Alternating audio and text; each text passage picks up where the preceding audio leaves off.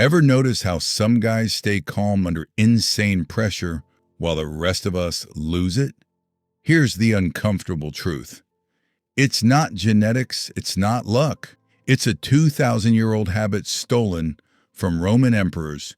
Drop what you're doing. This works faster than any modern life hack. You think Marcus Aurelius had it easy? Newsflash, he ruled during plague war and betrayal. The Antonine Plague wiped out millions. Germanic tribes attacked the borders daily. His own advisors schemed behind his back. Yet his journal reads like a man who just had a double espresso and a cold shower. Here's the truth. Marcus wasn't special. He was just better at handling chaos than you are. Modern studies show stress hormones spike 40% faster in untrained minds facing uncertainty. That's why your chest tightens when your boss emails, "We need to talk." Marcus faced worse daily. His secret? He followed one rule when everything fell apart. Control what you can, ignore what you can't. Picture his mornings. He woke to reports of entire legions wiped out by disease. Instead of panicking, he'd write three things he controlled: his attention, his next decision, his attitude towards suffering. Meanwhile, you lose focus because traffic moves slow. Let's be honest, that's not stoic. That's soft. Harvard neuroscientists found most stress comes from wasted effort trying to change things outside our control. Marcus knew these 2,000 years earlier. When rebels threatened Rome, he didn't scream at messengers. He asked one question: does this require my action? If yes, he acted. If no, he moved on. Here's the difference between ancient and modern thinking. You check news alerts 90 times a day, agonizing over politics or markets. Marcus dealt with actual invasions and wrote, "You always own the option of having no opinion." Research shows decision fatigue drops 72% when you stop obsessing over uncontrollable. His journal entries showed a method. During the Marco-Manic Wars, he wrote today, "I will manage only what crosses my path. Not empires, not outcomes, just the next right step." Modern therapy calls this cognitive diffusion, separating yourself from chaotic thoughts. Marcus did it with pencil and paper. The payoff hits when you realize calm isn't about removing stress. It's about filtering it. Soldiers in trauma units now use this same principle. They focus on controlling breathing first, then movement, then decisions, exactly like Marcus structuring his days during plagues. So how do you apply this in 60 seconds? It starts with admitting most things bothering you today don't need your attention. That meeting that went bad, done the rude comment online, irrelevant. Your power comes from choosing what gets through the filter. Marcus built an empire with this focus. You can handle your Tuesday. Ever tried meditation and quit because your brain won't shut up? Here's why you're doing it wrong. Meditation apps tell you to clear your mind for 20 minutes. You sit there, thoughts racing about unpaid bills or that awkward thing you said in 2017. Then you quit convinced you're broken. Newsflash, Marcus Aurelius never sat cross-legged chanting Mo. His version worked in the middle of battlefields. Studies show 60 seconds of focused attention resets your nervous system faster than 30 minutes of forced meditation. University of Michigan researchers found brief, targeted focus beats marathon sessions for stress relief. The key: don't fight your thoughts, redirect them. Marcus wrote, "Concentrate every minute on doing what's in front of you with precise and genuine seriousness." That's the whole method. Here's how it works. Next time stress hits, pick one anchor, your breath, a pen in your hand, or the pressure of your feet on the floor. Count 60 seconds of just that. Your mind will wander. That's normal. When you notice, bring it back. No judgment. Marine Corps units use this drill before combat. They call it tactical breathing. Not exactly Zen, but it works. The Aurelius method is simpler than apps because it's physical. Your brain can't obsess over your X when you're counting the ridges on your car keys. For a minute, UCLA neuroscience confirms tactile focus shuts off the default mode network, the part that fuels anxiety. Marcus knew this instinctively. His journal mentions focusing on the weight of his sword during sieges. Most people fail because they try to stop thoughts entirely. That's like telling someone not to think of a pink elephant. Instead, replace the chaos with one concrete input. A 2023 study in stress medicine found subjects who focused on a single sensory detail, like the coldness of a water bottle, reduced cortisol levels 37% in under a minute. Marcus didn't have studies. He had a rule. If it's not your sword, your horse, or your next action, it's not your problem. Try this today. When a stressor hits, grab any object, your phone, a coffee cup, your own hands. Spend 60 seconds noticing its temperature, texture, weight. Your brain has a choice spiral about your inbox, or focus on the fact your wedding ring feels smooth when you twist it. Neural imaging shows this switch your brain from panic mode to processing mode instantly. Trainers at Fort Bragg teach recruits to do this mid-firefight. If it works while bullets fly, it'll work in your commute traffic. The Army calls it combat breathing. You can call it not losing your cool when your Wi-Fi drops during a presentation. The point isn't perfection, it's the reset. Now, what happens when you make this a habit? Consistency turns these 60-second resets into mental armor. One study tracked ER doctors who practiced micro-focus drills daily. After 8 weeks, their stress responses were 68% lower than the control group. Marcus journaled daily for years. His entries got shorter over time, not because he had less to say, but because he needed fewer reminders. Your phone is full of apps promising focus. None work. Here's why. That distraction-free writing app still lets notifications through the Pomodoro timer, just makes you watch the clock. You've tried them all, and your focus hasn't improved. Let's be honest. Most productivity tools just add more steps between you and actual work. Stanford researchers found something ironic. People who use multiple focus apps switch tasks 40% more often than those who don't.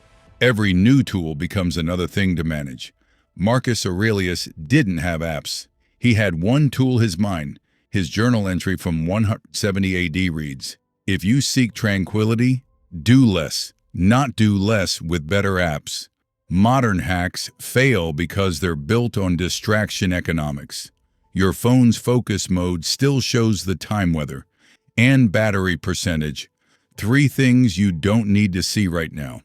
A 2023 University of Chicago study proved even minimal visual clutter increases stress hormones by 27%. Meanwhile, Marcus wrote, "Throw out your many opinions, for they are countless disturbances." He meant it literally. His entire philosophy fits on a few scrolls. You couldn't even fit that in your app library. Here's the core problem. Apps try to solve distraction with more features. Forest grows trees when you don't touch your phone. Brilliant. Now you're thinking about virtual trees instead of working. A Yale neuroscience team discovered that any monitoring system, even gamified ones, keeps 34% of your brain engaged in meta-thinking. Marcus's solution? He didn't track good behavior, he just removed bad options. When Rome burned, he didn't install a fire-watching app. He sent firefighters. Stoicism works because it's subtraction, not addition. You don't need another app to block Twitter. You need to ask Marcus's question. Does this deserve my attention? Neuroscience confirms this. Brain scans show people who practice cognitive filtering consciously, ignoring irrelevancies, develop thicker prefrontal cortices in 8 weeks. No app does that. The worst offenders are mindfulness apps that charge $10 a month to tell you to breathe. A 2022 meta-analysis in JAMA Psychiatry found no significant difference between app-guided meditation and simply counting breaths silently. Marcus didn't need a subscription. He wrote, "Let your breathing remind you that you receive life minute by minute." That's the entire instruction. Modern tools fail at the design level. They assume you lack willpower, so they add restrictions. Stoicism assumes you have judgment, so it removes distractions. Combat medics train this way. They don't use apps to ignore gunfire. They practice tuning out everything except the wound in front of them. A Navy SEAL study showed this selective attention reduces reaction times by 200 milliseconds, the difference between life and death. The Aurelius method beats apps because it's not a tool, it's a filter. You don't need software to tell you that 90% of notifications don't matter. You need the discipline to treat them like background noise. Resilience research shows people who consistently ask, "Is this my battle?" recover from stressors 3 times faster than those who try to manage everything. So how do you make this stick? You don't need another app. You need to delete 3. Start with the ones that promise to fix the problems they created. Marcus ruled an empire with parchment and ink. You can handle your schedule without a digital assistant. The noise isn't your fault, but cutting it is your job. This isn't about one-time tricks. It's about building armor. Think of Marcus Aurelius. He didn't become unshakable after one journal entry. He wrote daily for decades. The 60-second reset only works if you use it like brushing your teeth, not when there's blood. Every day. Here's how habits really form. University College. London studied behavior change. They found people who tied new practices to existing routines, like doing breath work after turning on their coffee machine, stuck with them 300% longer than those aiming for perfect conditions. Marcus didn't wait for quiet moments to reflect. He wrote between military briefings and legal disputes. Start small. Pick one trigger, maybe checking email or sitting in your car. When that happens, take 60 seconds to focus on something physical, your steering wheel's grip, the weight of your coffee cup. A study in the European Journal of Social Psychology found micro habits under 2 minutes are 7 times more likely to stick than ambitious plans. Marcus's first journal entries were 3 sentences. That's all track progress brutally.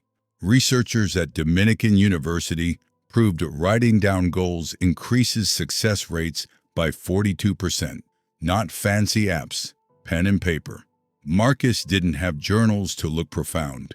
He wrote to hold himself accountable. Try this. At day's end, mark an X. If you did your 60-second drill, miss a day, no drama, just 2 X's tomorrow. The magic happens at week 3. UCLA neuroscience shows 21 days of brief focus sessions rewire your default stress response. Subjects went from panicking over missed calls to dismissing irrelevant noise. Marcus trained during wartime. His entries from year 3 show a shift. Fewer pep talks, more matter-of-fact observations. The practice had become reflex. People fail because they expect linear growth. Real change looks like stock charts, peaks and valleys. A German study had participants log stress levels during habit formation. Day 5 often felt worse than day 1 as awareness grew. Then week 2 showed sudden drops. Marcus faced the same pattern. Early journal entries show frustration with his temper. Later ones simply note handled distractions better today. This isn't about becoming a robot. It's about shortening recovery time. Troubled sleep used to ruin Marcus's mornings. By his 50s, he wrote, "Lost hours cannot be reclaimed, so I reclaim myself instead. Modern psychology calls this stress inoculation. Emergency responders train this way. Small exposures build tolerance. Your 60-second drills do the same for daily irritations. The payoff comes when you stop noticing the effort. Kingston University tracked habit adopters for a year. At month 6, 83% reported their practices felt automatic. Marcus reached this point. Mid-reign, his journals from the Marcomannic Wars show crisis responses that read like grocery lists: calm, procedural, no wasted energy. Now test it. Next time your kid interrupts or your boss dumps a last-minute task clock, your reaction, then do this for 3 weeks. Day 21, compare. You'll spot the difference in how fast you reset. Athletes call this recovery velocity. Marcus called it owning your space. Same principle. The final piece? Understanding why this lasts when motivation fades. Willpower gets exhausted. Systems don't. Roman soldiers trained daily not because they felt like it, but because the alternative was death. Your modern battles aren't swords and shields, they screens and noise. The stakes feel lower until you realize every distracted moment is a tiny death of potential. Marcus knew this. His last journal entry before dying at war: "It's not death that a man should fear, but never beginning to live. Start living by building the armor first, 1 60-second block at a time." Here's the truth. Calm isn't something you find, it's something you build. 1 60-second block at a time. Marcus didn't wake up zen. He trained it daily. Try this now, next chaos. Hit focus on your watch's second hand for 1 rotation. Breathe. That's the drill. Do it 3 times today. Notice how petty stress fades when you own those moments. Research shows tiny wins compound faster than grand plans. Want proof? Army medics use 60-second grounding to stay sharp in trauma centers. Your life is in war, but your focus is your weapon. Hit subscribe. No fluff, just tactics that work.